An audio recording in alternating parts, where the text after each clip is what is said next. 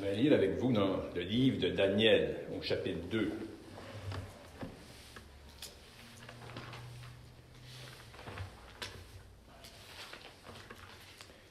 Daniel, chapitre 2, nous allons lire à partir du verset 1.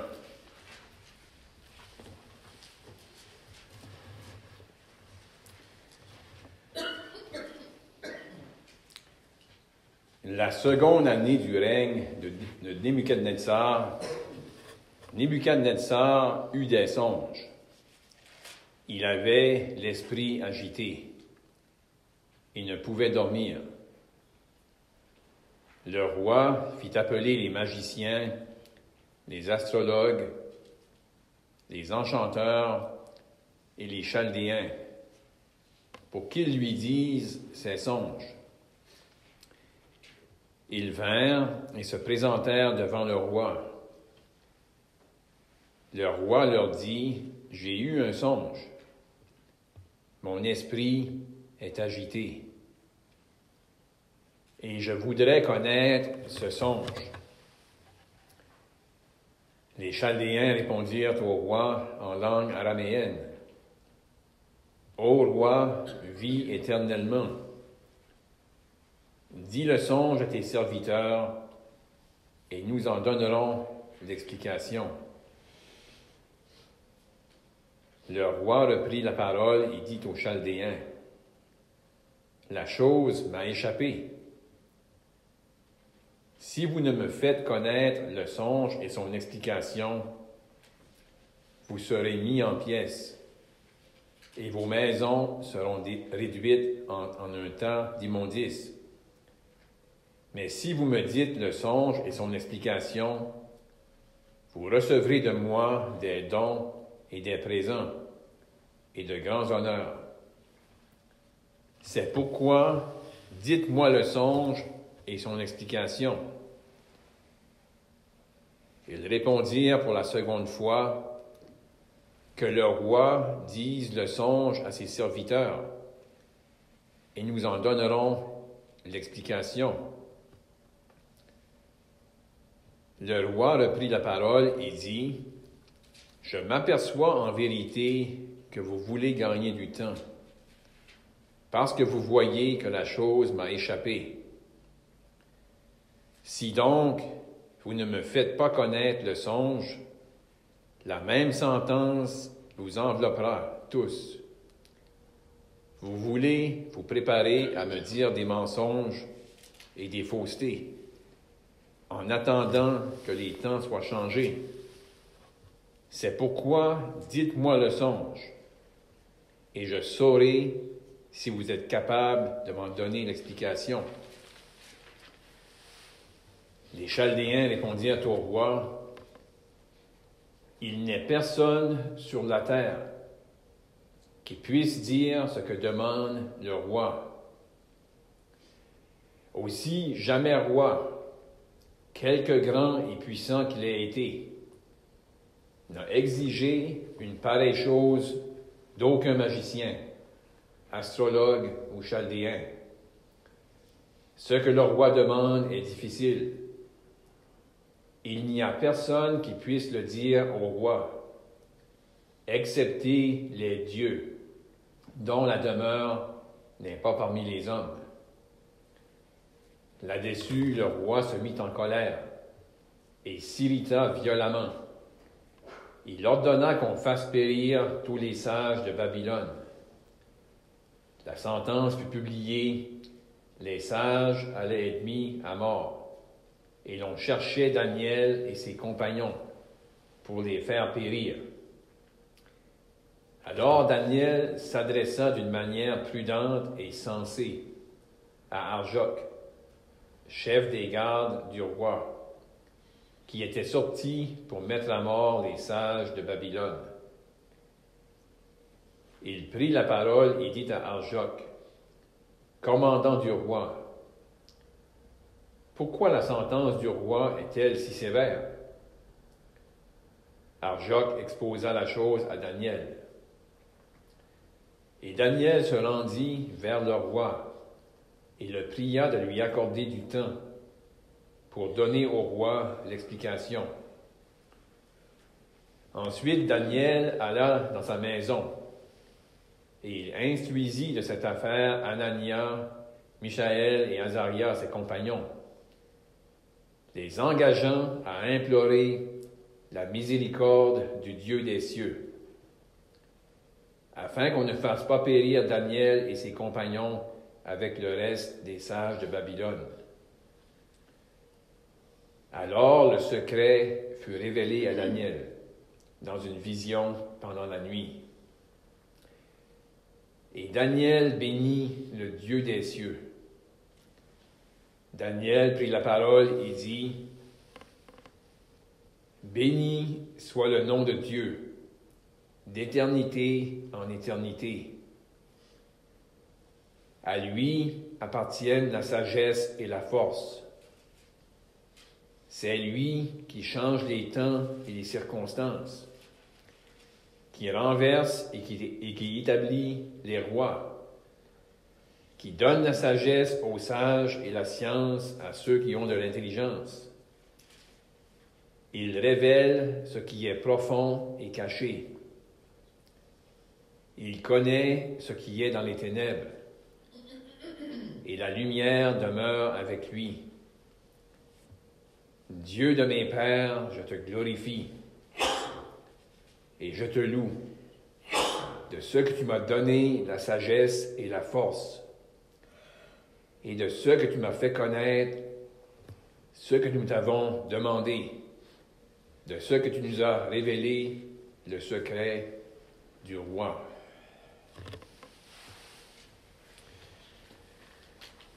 C'est tout ce qu'on va lire pour le moment. Peut-être qu'on ira plus loin si le temps le permet, mais il y a beaucoup dans cette portion-là, et vraiment avec ce qu'on a entendu ce matin à propos de s'humilier, on va voir ici un bel exemple d'un homme, un jeune homme, et comme on avait fait remarquer 2 semaines passées, Daniel,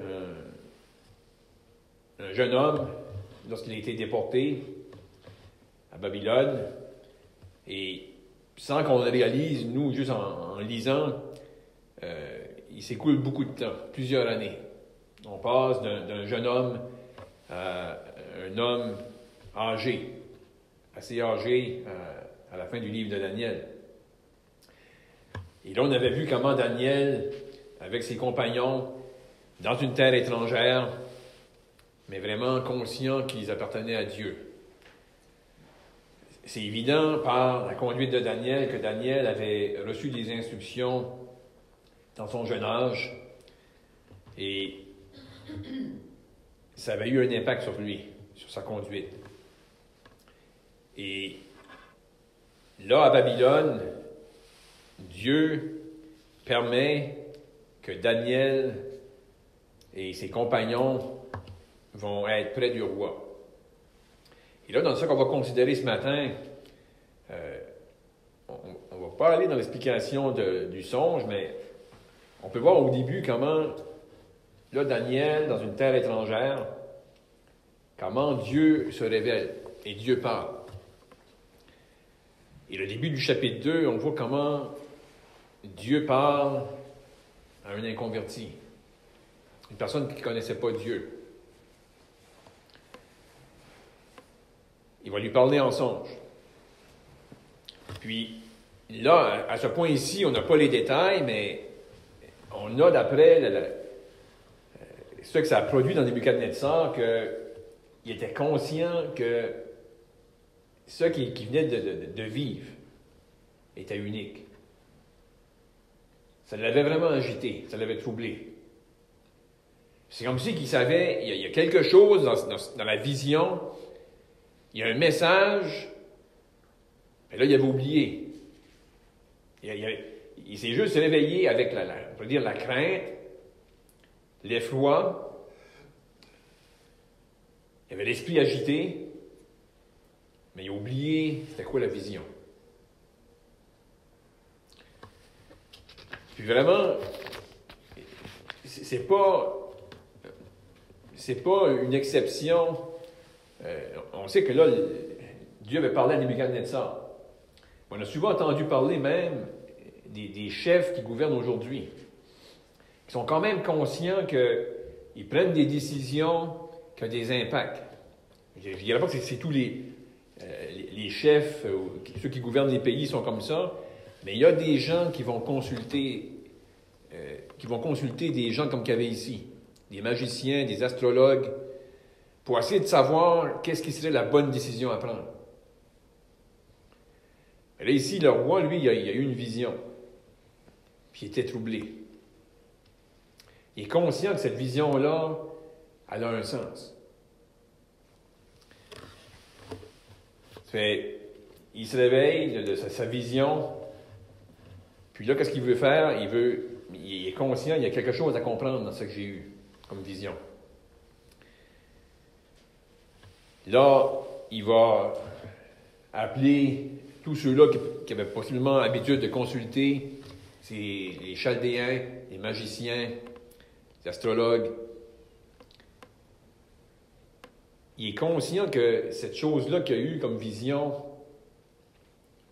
ça vient, si on pourrait dire, d'un être suprême. Puis eux, ces gens-là qui prétendaient pouvoir donner des explications, là, il va les consulter.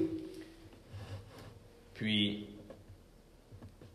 il y a du vrai dans qu'est-ce que Nebuchadnezzar va faire, ou il va dire lorsqu'il va s'approcher de ces gens-là, parce que eux, au tout début, ils disent, dis-nous le songe, puis ensuite on va pouvoir te l'expliquer. Mais vraiment, la fois que Nebuchadnezzar va réagir, il sait que ce songe-là, il y a quelque chose derrière ça, qui est vrai. Il y a une vraie signification, puis il ne voudrait pas être trompé. Mais là, c'est comme si il dit à ces gens-là, si vous êtes vraiment capable de connaître les secrets, vous devriez être capable de savoir c'est quoi j'ai eu comme songe. Mais évidemment, ces gens-là ne pouvaient pas. Nebuchadnezzar ne voulait pas être trompé. Il voulait savoir vraiment c'était quoi la signification. Parce que possiblement qu'il y avait peut-être déjà eu des songes, il y avait eu des rêves, qu'on pourrait dire, puis, mais il n'avait jamais été affecté comme ça. Ça l'avait dérangé. Il avait l'esprit agité. Il n'était pas en paix. Et là, il y a eu des échanges. Il y a eu, on pourrait dire, la menace de Nebuchadnezzar. Jusqu'au point que là, les Chaldéens, là aussi, eux, ils ont dit quelque chose de vrai. Oui, Nebuchadnezzar avait peur d'être trompé, qu'ils allaient lui donner une explication qui n'était pas la vérité. Mais là, les Chaldéens, ils vont confesser quelque chose là, face à ça. Parce que eux, ils vont dire, il n'y a jamais de roi qui a demandé quelque chose comme ça, aussi puissant qu'a pu être.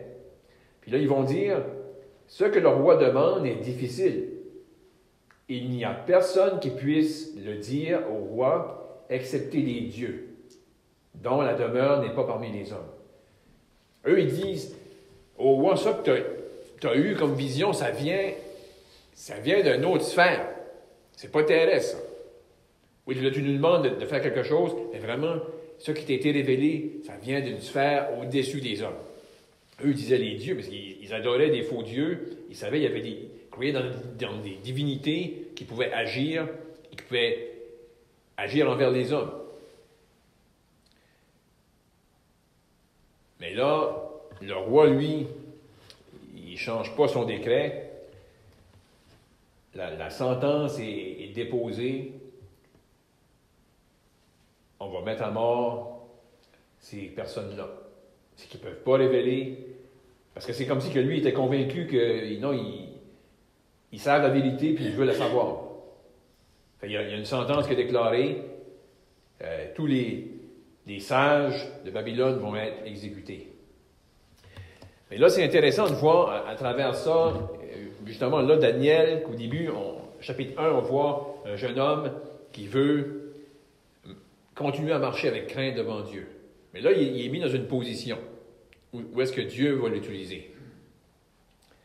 Quand est-ce que Daniel parce que Daniel, il avait été, Dieu était avec lui, puis Nebuchadnezzar voyait qu'il y avait de la sagesse en lui. Ça ne venait pas de lui, ça venait de Dieu. Mais il était mis comme au même rang que ces hommes-là parmi le peuple. Les mages, pas les sages, les Chaldéens, ceux qui avaient une certaine puissance pour dire des choses. Donc, ils étaient au même rang que eux, et la sentence était sur Daniel, ses compagnons. Mais là, c'est intéressant de voir comment Daniel va réagir quand il entend la chose. Au verset 14, ça nous dit « Alors Daniel s'adressa d'une manière prudente et sensée. » Ce qu'on a entendu ce matin, pourtant, Daniel, un homme avec la crainte de Dieu, un homme qui marchait dans les voies de Dieu, il prend une place humble, puis la manière qu'il va approcher le chef des eunuques, Arjoc, chef des gardes du roi, il dit qu'il va s'approcher de lui, il s'adressa d'une manière prudente et sensée. Il reconnaissait, même par rapport à sa position, à ce qu'il lui connaissait de la part de l'Éternel, il va s'approcher d'une manière prudente et sensée. Il interroge, premièrement, Arjoc pour savoir pourquoi la sentence est si sévère. Il veut s'informer. Là, une fois qu'il entend la chose, on peut dire au verset 14, on peut voir la réaction de Daniel et son attitude. Ensuite, on va voir son action. Qu'est-ce qu'il va faire? Il va se présenter devant le roi. Et il va lui prier le roi de lui accorder du temps pour donner une explication au roi. On n'a pas les détails là, mais sûrement que... parce que si on regarde comment est-ce que les autres, les Chaldéens, ces hommes-là là, parmi le peuple, ils demandaient d'avoir plus de temps aussi. Ben, du moins, c'est ça que Nebuchadnezzar déduisait. Le fait qu'il posait des questions, puis il disait, explique-nous, dis-nous le sort, puis on va donner l'explication. Il disait, vous cherchez à gagner du temps, juste pour me tromper. Mais là, Daniel, lui, demande du temps. Mais possiblement que on n'a pas les détails là, mais il a sûrement dit à Nebuchadnezzar, est-ce que je peux avoir du temps? Et je vais aller prier mon Dieu. C'est pas écrit là, mais on voit ce qui a été fait par la suite. Il a prié le roi de lui donner du temps pour donner au roi l'explication. Ensuite, il va quitter la présence du roi, puis là, il va informer ses compagnons de la situation. Daniel, dans la situation, il n'était pas tout seul. Mais il savait... On peut s'imaginer Daniel, possiblement qu'il était conscient, il a pris conscience que ce que le roi a vécu, il a eu une vision, il a oublié c'était quoi la vision, mais cette vision-là l'a effrayé. Daniel, possiblement, il était conscient de l'expérience que le roi a eue, là, ça vient de Dieu. Et si ça vient de Dieu, ben Dieu peut nous le révéler à nous. Mais c'était pas... Moi, j'ai l'impression que la façon qu'il a parlé au roi, il n'a pas nécessairement parlé avec assurance, mais il a juste demandé humblement pour avoir du temps, puis on va aller dans la présence de Dieu. Parce qu'on voit son attitude lorsqu'il va aller, il va parler de ça à ses compagnons, puis il va les engager, c'est-à-dire les engageant à implorer la miséricorde du Dieu des cieux. Daniel est conscient si la sentence va pouvoir être annulée, c'est parce que Dieu va nous avoir révélé le secret. Mais ils ne prennent pas ça pour acquis. Mais il va engager ses compagnons. Il ne fait pas ça juste de lui-même. Il avait confiance à ses compagnons qui avaient une même conduite que lui, puis ensemble, ils vont aller, puis ils vont implorer la miséricorde du Dieu des cieux. Et c'est dans cette attitude-là Puis ça, on va le voir au long du livre de Daniel. J'aime à regarder Daniel avec ce qu'on a entendu ce matin, de s'humilier, de ne pas s'élever. Daniel et ses compagnons vont aller dans la présence de Dieu. Puis, on n'a pas les détails de qu'est-ce qu'ils ont dit, mais quand on lit les paroles, les engageant à implorer la miséricorde du Dieu des cieux, afin qu'on ne fasse pas périr Daniel et ses compagnons avec le reste des sages de Babylone. Puis c'est dans cette attitude-là que là, on peut lire le verset 19. Alors, puis c'est pas... Il y a possiblement un petit laps de temps, ils ont imploré la miséricorde de Dieu. Et là, ça nous dit, au verset 19, « Alors le secret fut révélé à Daniel dans une vision pendant la nuit. » Ça ne dit pas que c'était révélé aux autres. Mais ensemble, ils ont prié, ils ont imploré l'Éternel pour un même but. Parce qu'ils étaient conscients, l'Éternel a parlé à cet homme-là. Il y avait quelque chose à dire à cet homme-là, c'est évident. Puis si qu'on peut révéler à cet homme-là, ramener à ses pensées le songe et l'explication. Ils ont imploré l'Éternel, et là, l'Éternel se révèle à Daniel, puis il révèle le secret. Donc, on peut voir l'intercession de Daniel et ses compagnons dans la situation. Dans une terre étrangère, déportés, mais là, possiblement, du moins à ce moment-là, ils réalisent, peut-être dans une faible mesure, mais on est ici pour une raison. Mais sans s'élever, en prenant la place basse, être conscient, on est ici pour une raison, et là, ensemble, ils implorent le Dieu des cieux. Puis là, il va se révéler. Il révèle le secret. Puis c'est spécial de voir qu'est-ce que ça va produire par la suite. Dans Daniel. Après que ça lui est révélé, parce que là, non seulement lui, il a connu le secret, il y a eu la vision, on peut dire, il y a eu comme une reprise de qu'est-ce que Nebuchadnezzar avait vu. Parce que Nebuchadnezzar, il avait oublié son songe. Mais Daniel a vu c'était quoi le songe que Nebuchadnezzar avait eu, puis il y a eu l'explication. Et quand il a vu ça, ça nous dit, Daniel prit la parole et dit, « Béni soit le nom de Dieu, d'éternité en éternité. »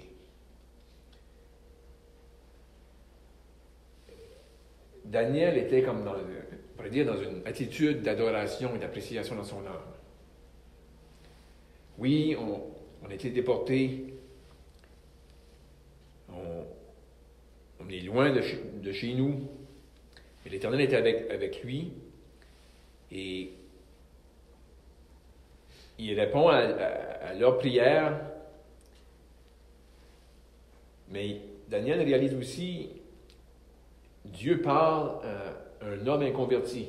Il lui révèle des choses. On va le voir plus tard, comment ça arrive pour faire connaître les choses qui vont arriver dans la suite des temps, puis aussi révéler ce qu'il y avait dans le cœur de Nebuchadnezzar. Mais là, pour Daniel, quand il y a la révélation, lui, ça le pousse à apprécier et à adorer. Parce qu'on le voit dans les paroles qu'il va dire, « Béni soit le nom de Dieu d'éternité en éternité. À lui appartiennent la sagesse et la force. C'est lui qui change les temps et les circonstances, qui renverse et qui établit les rois. » Parce que là, dans la révélation, là, on ne l'a pas ici, mais là, Daniel, il a eu la vision, puis il a eu l'explication. Qu'il y a des rois qui étaient là, qui allaient être enlevés, ça allait être un autre royaume. Puis, la gloire est donnée à Dieu. La force est donnée à Dieu. C'est lui qui renverse et qui établit les rois, qui donne la sagesse aux sages et la science aux intelligents. Daniel, il ne prend aucun crédit pour lui. Il y avait de la sagesse, on le voit au chapitre 1. Mais ici, qu'est-ce que Daniel va avoir? C'est l'Éternel qui lui donne. puis il confesse. C'est lui qui donne la sagesse aux sages et la science à ceux qui ont de l'intelligence. Il révèle ce qui est profond et caché. Puis vous savez, on a souvent l'expression dans le Nouveau Testament, lorsqu'on trouve l'expression un mystère. Puis le mystère, c'est pas quelque chose qui est mystérieux, mais c'est quelque chose qui était caché, mais qui est révélé. Puis là, Daniel, il est devant ces faits-là. Il y a des choses qui étaient cachées, mais là, Dieu les révèle.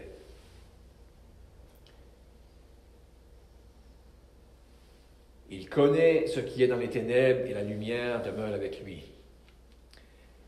Et là, après avoir dit ces faits-là, on pourrait dire ces faits-là à propos du caractère de Dieu. Comment ça révèle finalement, si on pourrait dire en peu de mots, Dieu est souverain. Daniel, déporté, mais là, ça lui est révélé à lui aussi parce qu'il voulait avoir un instrument pour expliquer ça au roi. Mais on va voir dans les royaumes comment ça finit. On va voir dans 2 semaines, si Dieu le veut. Mais comment, en toute fin, il va y avoir quelqu'un qui va régner. Un règne éternel. Celui qui va être sur le trône. C'est celui que la parole appelle le Fils de l'homme. Avant ça, il va y avoir d'autres royaumes. Mais là, Daniel, ça le pousse à adorer. Quelque chose qu'il savait, mais rassuré, puis fortifié face à ces choses-là. Dieu est souverain. Puis après avoir décrit en quelques mots le caractère de Dieu, puis être dans l'adoration, vraiment, par rapport à qu'est-ce que Dieu révèle.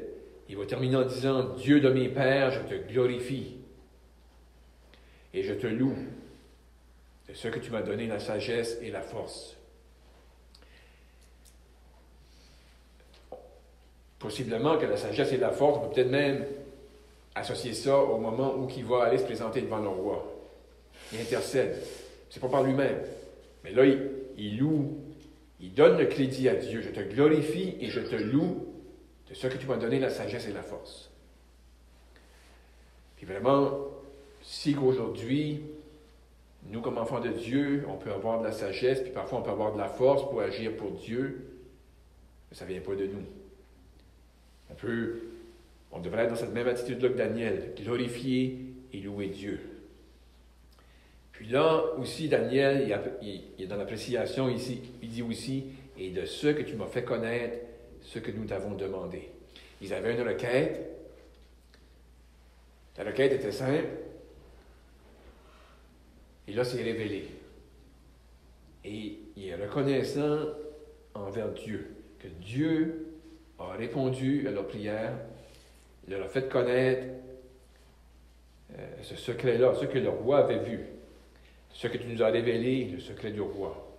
Là, ici, on n'a pas les explications, mais on va le voir plus tard, mais comment il va aller, puis là, il va parler au roi, puis qu'est-ce qu'il dit devant Dieu? Devant Dieu, on pourrait dire dans le secret, il donne le crédit à Dieu. Je te loue, je te glorifie. Il va faire la même chose devant le roi. Quand ce qu'il va lui expliquer, il va être clair, ce que je t'explique là, ce que je vais te révéler, ça ne vient pas de moi. C'est Dieu qui le révèle. Puis il va être clair avec le roi que si Dieu t'a révélé ça, c'est parce qu'il veut te faire connaître ce qui va arriver dans les suites des temps, mais il veut aussi révéler ton cœur. Et on va le voir plus tard comment Dieu a parlé à ce roi-là. Et il va encore se révéler, puis il va lui faire connaître comment, finalement, ce roi-là, qui était élevé, même avec ce qu'on a entendu ce matin, ce roi-là se voyait très, très grand. Ce roi-là va être abaissé. Pour ensuite, par l'Éternel, être relevé. Donc, on va terminer maintenant par la prière. Père Céleste, en terminant, on veut encore te remercier pour ta parole que nous avons pu considérer ce matin. Et on te remercie, Père, que avec ce qu'on a lu à propos de ces jeunes hommes qui étaient déportés dans une terre étrangère, comment tu as été fidèle envers eux et comment eux qui se sont confiés en toi, qui t'ont fait confiance, comment tu les as soutenus, comment tu les as guidés et comment tu les as utilisés.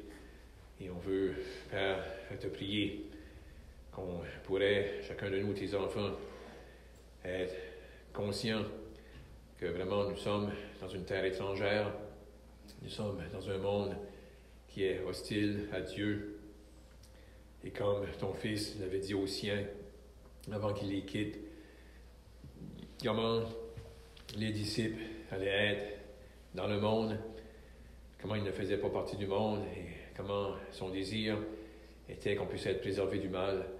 Et on donc te prier, Père, qu'on pourrait être gardés et chacun de nous, peu importe où nous allons être, que nous puissions te servir, que nous puissions te glorifier, donner tout le crédit à Dieu de ce que nous pourrions faire et dire pour toi. On t'a pris cela, Père, au nom du Seigneur Jésus-Christ. Amen.